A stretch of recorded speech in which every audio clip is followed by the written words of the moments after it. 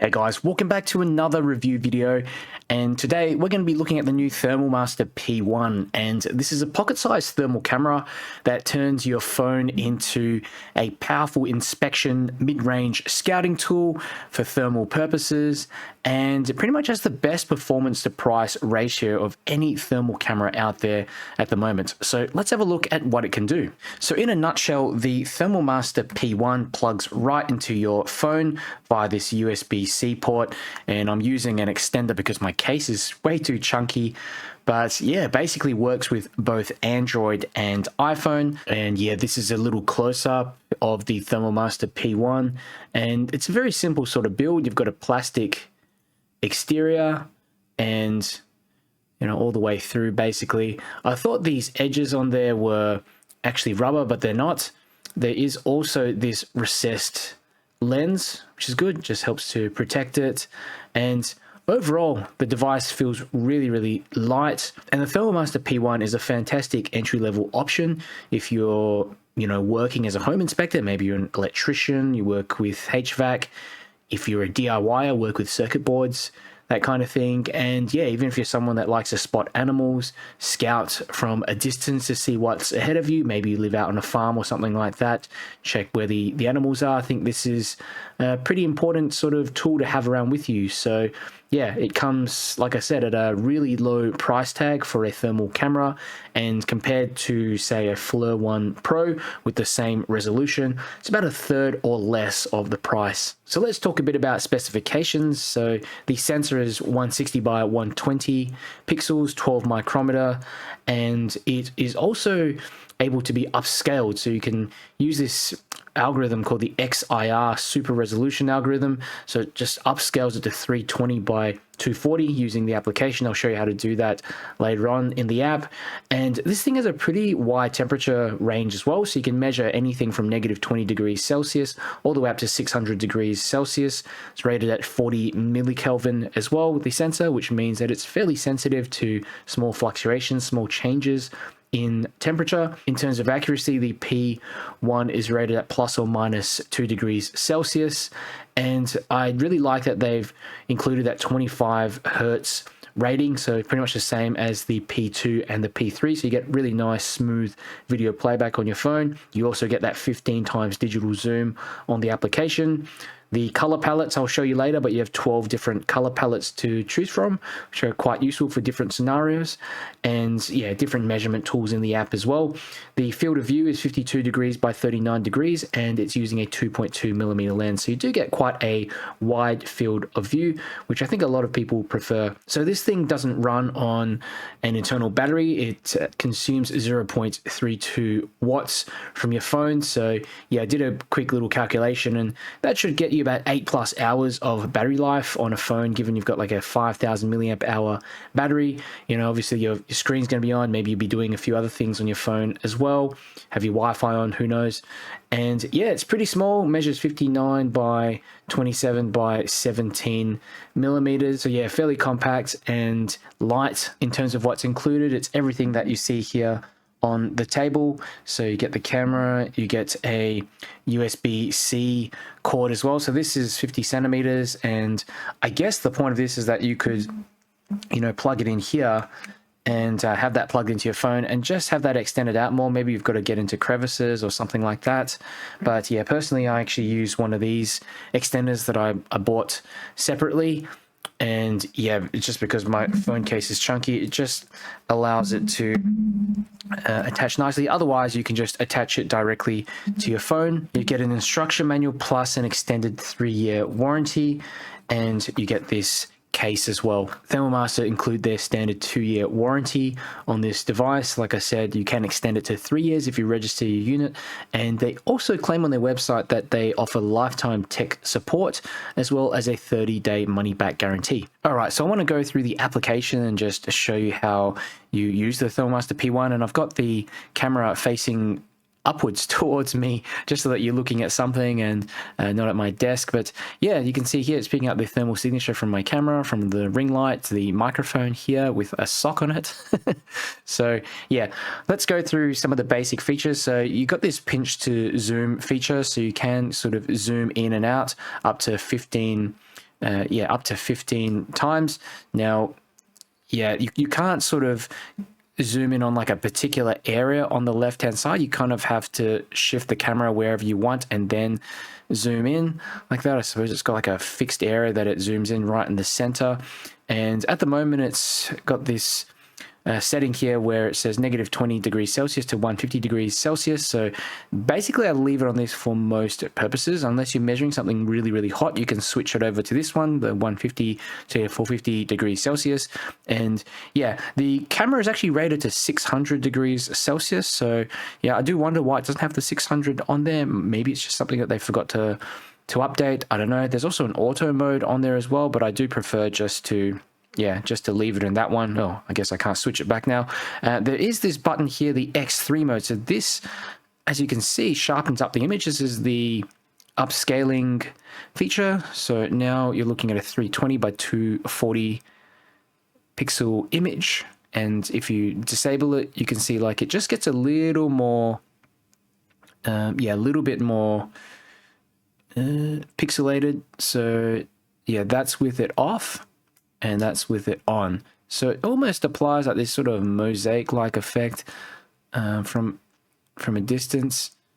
But yeah, it does add a degree of sharpness and makes the image look a little bit better, especially because it's it's 160 by 120. So here on the right-hand side, you have this calibration feature.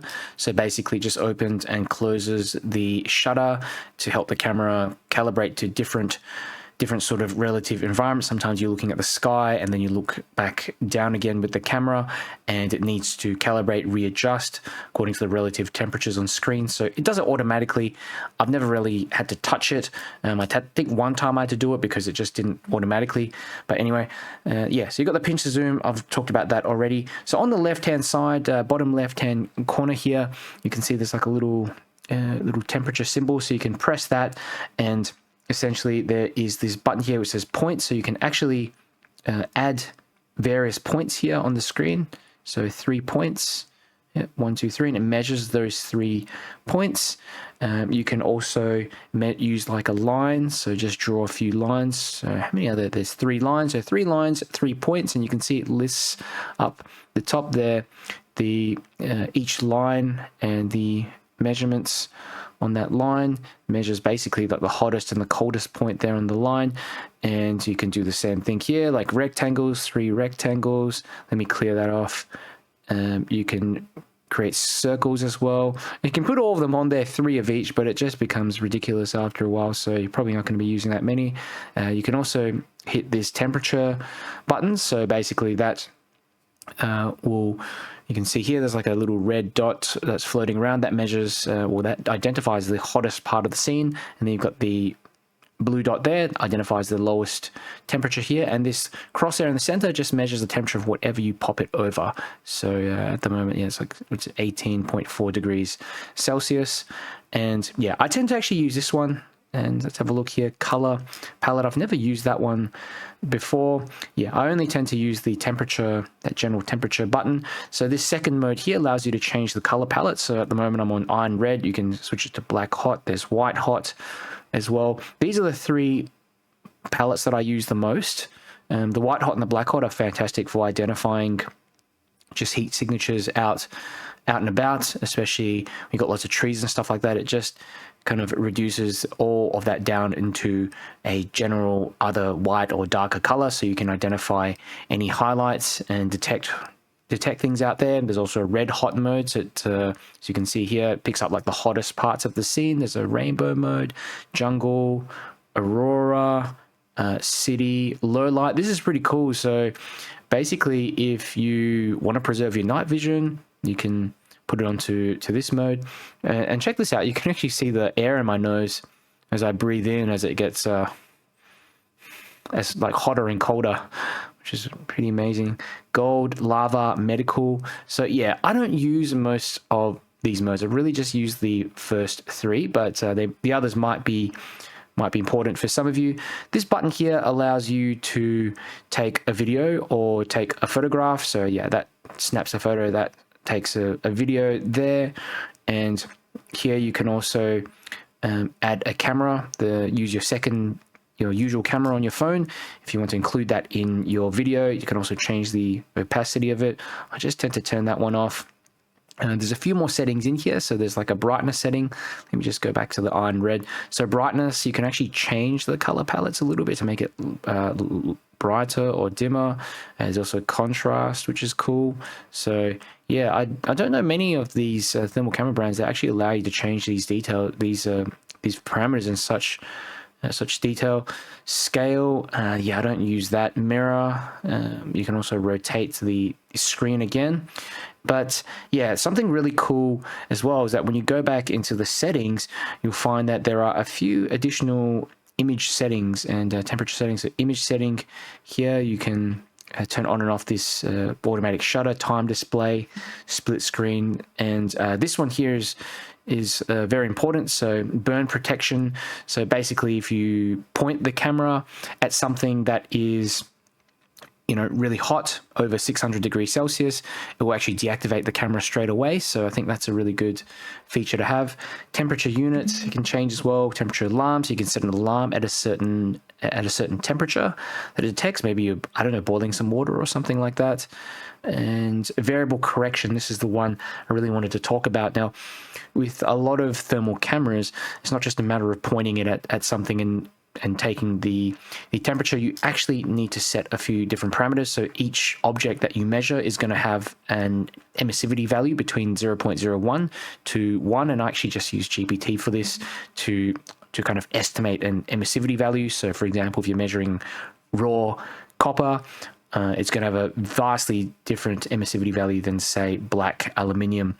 So yeah, if you don't change that, it's not going to give you an accurate measurement. And there's a couple other variables you need to change as well. So the ambient room temperature and also the distance that you're measuring the object from.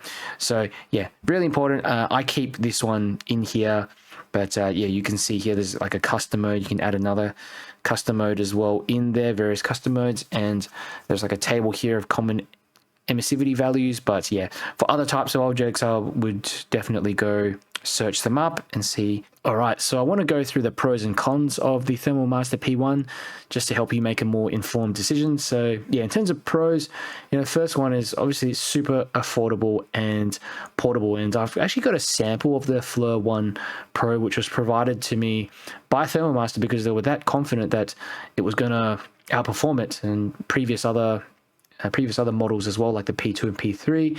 And yeah, the FLIR 1 Pro is about 3 to 4 times the price of the P1. And it's got very similar specifications in terms of the resolution, but yeah, the P1 just outperforms it in multiple arenas, and I'll make a separate video comparing the two later on. But yeah, just fantastic value for money. The second Pro is this super resolution boost, so that 320 by 240 image processing algorithm that they use in the application. That's actually pretty useful to clean up the image, especially if you're working close to something as well. It really helps to, I guess, smooth out some of those blurry details. I think long range, it's not so useful, but yeah. The third Pro is it's really accurate. So this app, like I was telling you before, the ability to set custom emissivity, measurement, distance, ambient room temperature, that's something that a lot of other thermal cameras don't allow you to do. So I also like all the different palettes on the app, the different measurement modes as well, like I demonstrated before. And yeah, app is pretty intuitive, simple to use. It's also pretty low power draw. I believe it's 0.39 watts. So yeah, you can have this attached to your phone for hours and not worry about it draining your battery. Plus, you get that 2-year warranty, lifetime technical support as well. Now, in terms of cons, there is only digital zoom on the P1. So yeah, if you really need this thing for long range, the detail is fairly limited. But, I still think it's okay for medium to long range, detection of objects and people, animals and stuff like that. You may not know exactly what it is, but you know that something is out there. The second con is the build quality. Okay, it's pretty it makes pretty light plastic, obviously, and you'll probably need some extra care. You won't want to be chucking this thing around. And I wish that it had some rubber bumpers here on the side. I initially thought these were rubber bumpers, but no, they're made of plastic, just like this center part. And I wish it had that metal housing that you see in the ThermoMaster P2 Pro, P2, and this P3 here. It's made of aluminium, but overall still feels reasonably well built, and at least the lens is nicely recessed in there. So the third consideration is that if you're measuring something at extreme temperatures, so basically near or above 600 degrees Celsius, you're really going to be pushing the sensor limits, but I don't think this is going to be an issue for most people. And the final con is that, of course, you're going to need a phone to operate this thing. There are some standalone thermal devices. ThermoMaster do sell a bunch of those as well that come with their own screens and inbuilt UIs and stuff like that. But to keep the price down on this unit, it's just the camera itself. So overall, the ThermoMaster P1 offers unbelievable value as a pocket-sized thermal camera, and it's for home inspections. It's perfect for electrical work, HVAC checks, even just general repair diagnostics. Maybe you work on cars as well. I think it's a powerful and affordable tool. And if you need something long range to spot details or something very rugged, I'd probably look for something higher end, something like the ThermoMaster T2 Pro or the X3. I reviewed that in another video, but still I was really amazed at the mid to long range performance of the P1 in terms of spotting and detecting animals, people from about 100 meters away. And for quick portable thermal imaging at a great price, the P1 is a no-brainer. But especially when it comes down, to choosing between this and some other, relatively unknown entry-level thermal camera brands out there, I really think this would be a better option. But if you have any questions, let me know down in the comments below. And if you enjoyed this video, click the like button, share it with a friend who might be interested. It helps me to get the video out to more people. And I do have a discount voucher down below in the video description if you want to get the ThermoMaster P1, and I believe that will bring it down to close to $100 US. So I think that's pretty much unbeatable out there for something like this. Anyway, I'll catch you all next time. Okay, so I've got the ThermoMaster P1 here. I'm just at home, and you can see I'm just sitting here barefoot, and all the temperature measurements are coming up on the screen, as you can see, and you can actually turn them off at any point as well, like that. You can turn them back on. I'm probably just going to leave them on for the time being, but this is my computer screen. I've also got a flashlight here, which I will ramp up a little bit. Plus, I have an LEP module with a little circuit board here, so I can just show you how it looks like up close, whether this camera is actually any good for viewing small components, that kind of thing. And there you can see it's sort of picking up the highest and lowest temperature measurements on the screen. So as you move the camera around, you can see it's picking up 21 degrees Celsius for the coldest part, which is that's actually my window, and then below there my computer is measuring 46 degrees Celsius. And you can see a few other bits and pieces here that are glowing. I've got a phone here that's charging, and this is an electronic device here, so it is measuring a little bit hotter. I've got a lamp here as well. Pop on the X3. Actually, the X3 was on to begin with, so that's with the X3 off. Okay, the upscaling feature, you can see it's a little grainier, but when you pop it on, you can see that bump in resolution. It looks a lot more cleaner. And all right, let's have a look at this flashlight now. So it's measuring at the 44.9 degrees Celsius. And let's have a look down the head. You can't really see in there anyway. It's there's glass up the top, and you can see when I'm touching it as well, it actually transfers some of that heat onto my hand. I'll turn off the X3. Let's have a look. Okay. Now, this module has warmed up a little bit. Okay, well, a fair bit. And the wires are showing up as a little hotter. I think I need to calibrate this as well to a different emissivity value. That's something you have to keep in mind with these thermal cameras. So this is up close on the circuit board, and that's pretty good if you ask me. I'll pop on the X3 if it's not already on. Okay, there you go. So that's the X3, the upscaling, and that works a lot better, it seems, like closer up to objects. I'll turn it off and you can see it's like grainier, but the edges are blurrier and everything just looks a little blurrier. Pop it on again. Okay, some interesting little artifacts you see on the edges for some reason. I don't know why it does that, but as you get close it's fine. And yeah, you see you can measure like individual components. So if you're working on circuits, that kind of thing, I think that this is actually going to be a pretty good option, pretty good budget option, if you can even call it a budget option. But for a thermal camera like this, it's pretty incredible that you can see up close as well as further away.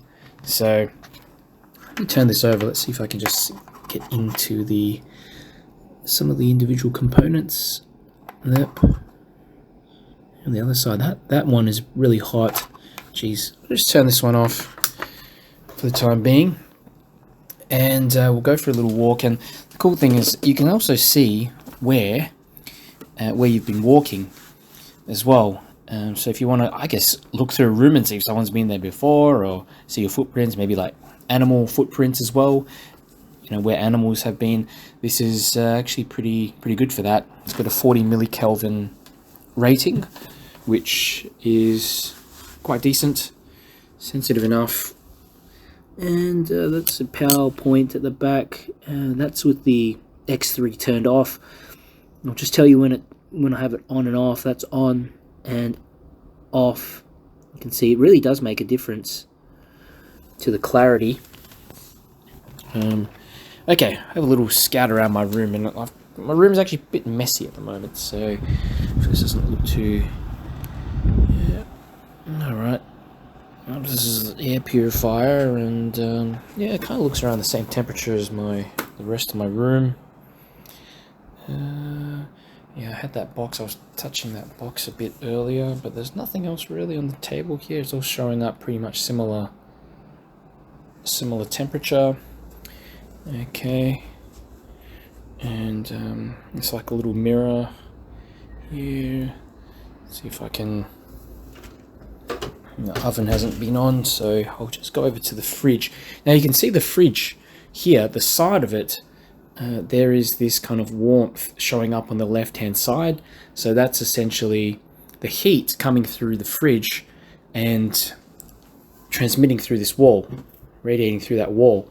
And check that out as well. You can touch something and it even shows up like the heat marks as well. So here's a handle for my cupboard. If I just hold on to that for a second, you can see that someone's held that handle, and it can pick up those slight temperature differences, especially up close. And even if for like a second like that, just a second like that, it even picks it up. Okay, so here's my fridge. Let's open up the fridge, and you can see what's inside. I've got ice cream and what have you. Okay, the temperature readings, you do need to calibrate this and put the emissivity ratings and or emissivity level to whatever I'm measuring it with. But check this out. For some reason this one shows up as a little bit warmer, but everything in there is pretty cold. Let's open this up, fridge. Then you can see the heat radiating out the side, and the coils as well my fridge to the side there. And let's go ahead and have a look at the meter box. Okay, so that's a circuit breaker in the corner, and it's cool that you can actually get very close up to objects without it being too blurry. That's with the X3 off, X3 back on. I think it overall looks better with the upscaling X3. This is a mirror in my bathroom, and you can see it reflecting back the light. Not the light, but the infrared. Here, I'll turn off the X3.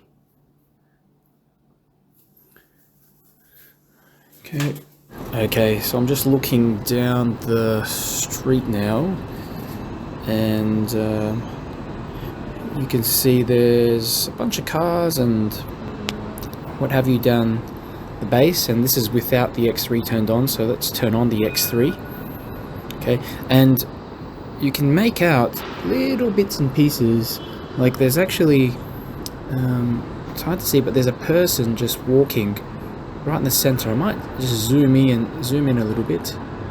Just little bits and pieces like that. That person just standing there on the edge of the road. I'll turn off the X3. Okay, but it's pretty cool for spotting, I guess, impressions of things, just detecting people maybe walking around 100+ meters away. Cars as well are going to show up as these larger objects. Here, as you can see, these cars here, they show up better. Yeah, almost from a distance. I'm not a big fan of the X3. It kind of creates this mosaic-like effect, as you can see here. Okay. So if I have it on, off, on, off. What's that? Alright, that's a car, but it's just colder in the top. I guess it's been sitting in the rain for a bit, and that's a motorbike here. Guy on a motorbike. So, yeah, for long range kind of spotting and detection, it's actually decent. I really like how you can just see. Yeah, you can see people kind of walking down as well. This is actually a group of people here, just a couple of people walking down, and that's one person back there. So, you know, it's not going to be as good as a high resolution thermal, but I tell you what, it's pretty impressive for what it is. Here closer by, you can see each individual person walking around. I'll turn off the X3 and then turn it back on again. Alright, so I'm out here with the Thermal Master P1, and I'm out on a pretty busy street here. So yeah, I just wanted to give a kind of like a mid-range sort of view of the street, and you can see people just walking across. There's a guy there walking across, and you can also change it so that it's like the 150 to 450 degree. There's a radiometric mode, and this is only if you're measuring really hot, yeah, something that's really hot. Otherwise I just keep it on the -20 to 150, because yeah, basically you get more contrast, more details, just a bit more nuance there. And we can go through like the different palettes. So that's the iron red. There's also red hot, so that highlights all the hottest parts of the scene essentially. Okay, and there's rainbow mode. Don't know what that is, I don't use that. Jungle mode, aurora mode, city. There's a low light mode, which is pretty cool. So that's if you want to use, yeah, if you want to use it as a kind of, I don't know, night vision device or something, where you can just see the highlights, I suppose, and that's it. Cut out all the extraneous sort of detail. This is the gold mode. Again, I don't use these ones, lava and medical mode. Probably the most important ones to keep in mind are this one here, so the white hot mode and the black hot mode. So basically the hottest parts of the scene will show up in either white or black. These are some people near to me kind of walking across the road, and you can see it sort of eliminates all the other details, just the hottest parts of the scene. So if you are trying to spot something from a distance, this is probably one of the better ones to use, either the white hot or the black hot. I tend to find black hot a bit better. And here's the iron red. A little bit further up you can see people walking down the street. There you can almost make out there's 2 of them, 2 to 3 of them. So I'm out here with a Thermal Master P1, and yeah, basically out in the park, and you can see it's able to pick up people kind of walking around in the back, someone sort of close by, and with the less than or equal to 40 millikelvin value, you're actually able to discern what what kind of, whether someone's holding a bag or something like that, sort of general clothing, that sort of thing.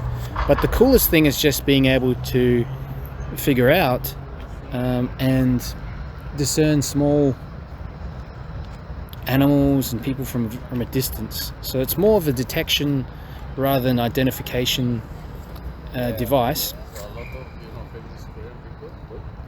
And yeah, and as you can see, it's just picking up a fair few details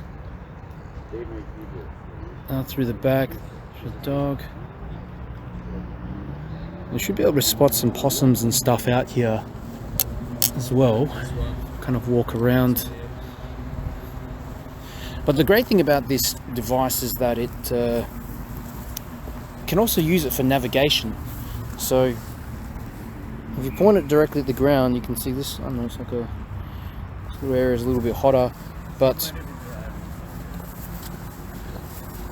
you can sort of walk around and see differences in temperature of the grass and things like that. If there's objects there that you might trip over, you can also spot them pretty easily. I'm just holding my phone and camera in a little handheld tripod thingo at the moment, which makes this a lot easier.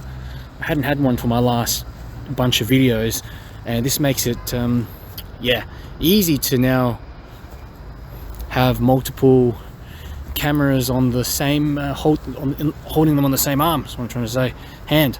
So you get a much more realistic representation of everything. But check that out, that's a possum up there, up in the tree. Just looking down, I think there was another one up here. Here we go.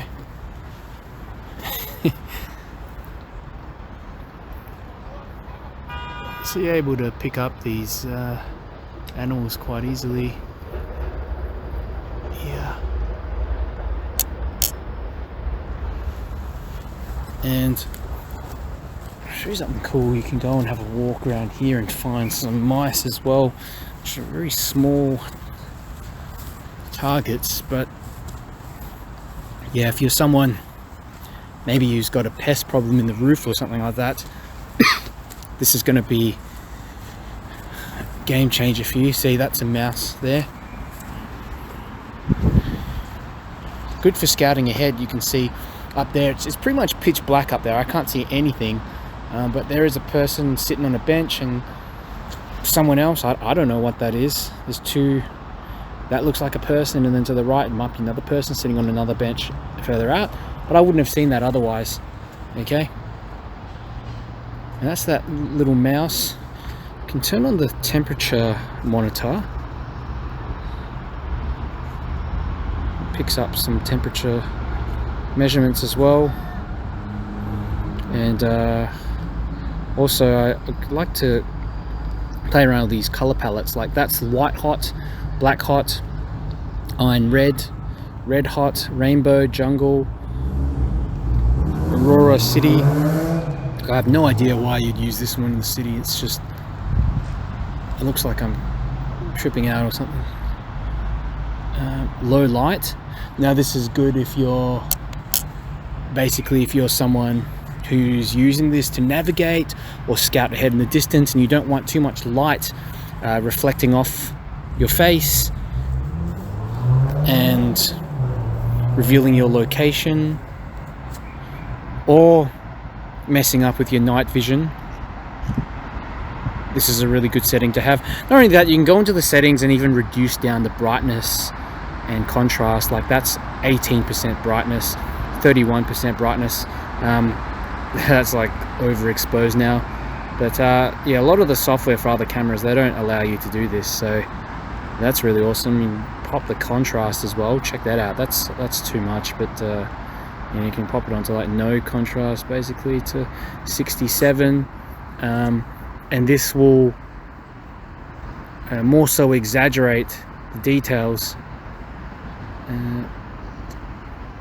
or the areas between light and not light, but heat and slightly cooler areas. So let's have a look. It's a mouse. It's jumped into the bushes here, and you can see their heads kind of poking out there. So when animals and stuff hide behind trees and bushes and things, that all those leaves are going to obscure their heat signature. So, but part of because there's little holes and stuff in the trees, areas that don't have leaves, you can see part of that heat signature still being picked up. So it's still relatively visible when you get close, and you can locate exactly where what's in this bush, if only just something small is sticking out. So yeah, I quite like this. Yeah, I quite like this mode because it's just easier on the eyes, especially tonight. I've been out making a bunch of these thermal camera videos, and yeah, I've had them on the normal modes, and just really annoying after some time. But this one is great. And of course, you can lower the brightness on your screen as well, alternatively. So yeah, I'll just go for a bit of a walk and see if I can find some more animals and highlight additional uses. But that's, I mean, this is pretty much it. You can see that's a bench right in the center, I believe, and there's someone sitting on that bench right in the middle. So again, I can't see this. I couldn't see this without the camera, right? So it's a very useful little tool if you need to spot ahead, you need to see, maybe scout ahead and see what's up there. And I mean, it comes at a price that I think a lot of people are now able to afford. These thermal cameras have been ridiculously expensive. They, you know, most of them anyway. And this actually comes with some decent resolution as well, so it's actually useful for spotting stuff long distance, but also, of course, closer up to you, which is yeah, makes it quite a versatile little tool. For me, for, you know, animal spotting and stuff, and do little walk arounds and thing in reserves and further out, you know, this is great. This kind of just is fun to bring along, and you spot some animals, and it's quite exciting sometimes. So it gets you out and about doing something. You know, I don't really use these for any super serious purpose, but I think some of you might.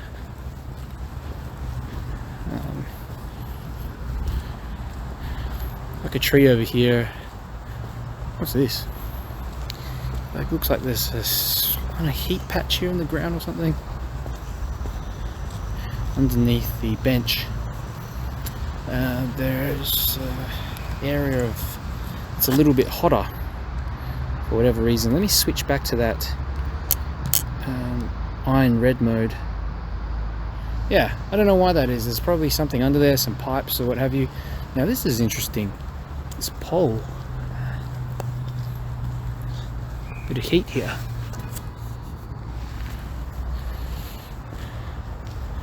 Maybe some electrical equipment inside. Black hot, white hot.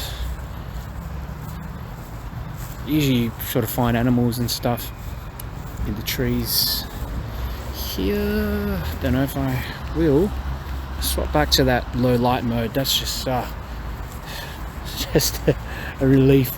Let's start looking at that again. But yeah, like I said, you can just drop the brightness down on your phone. Here's a mouse, I think. All these little things, and can also spot animal droppings really easily as well.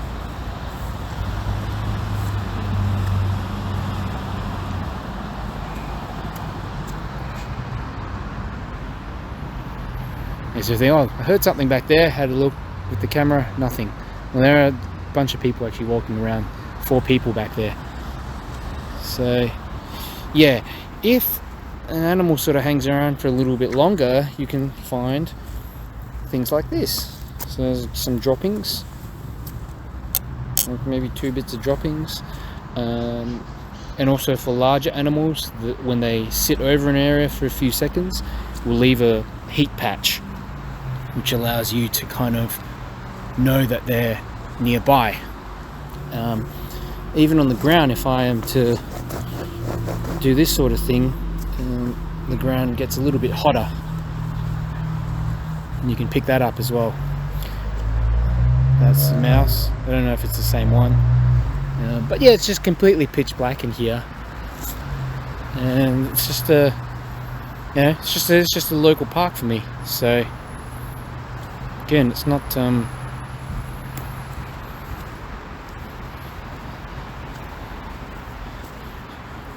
little bit of ambient light around, but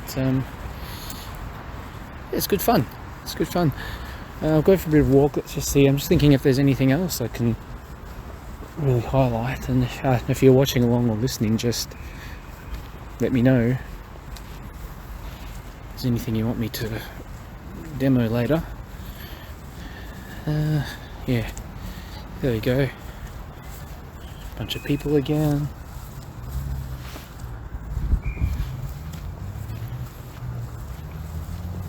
Yeah, I don't know, this might be kind of a useful thing to have on you.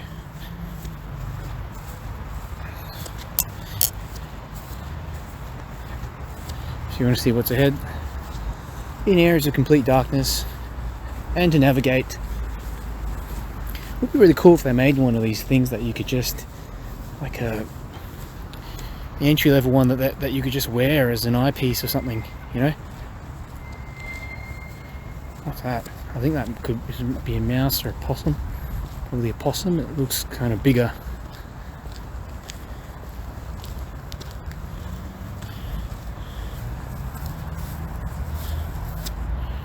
Oh, it's 2 possums. There's a little one, a baby one. Baby possum, look at that. Just eating the grass. How cute.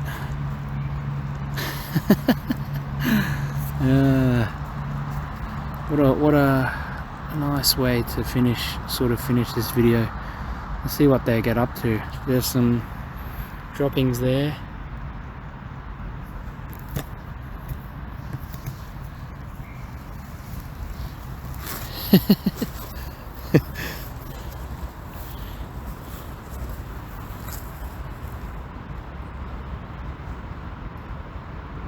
That's what I mean. You wouldn't be able to see stuff like this usually. It's complete darkness here.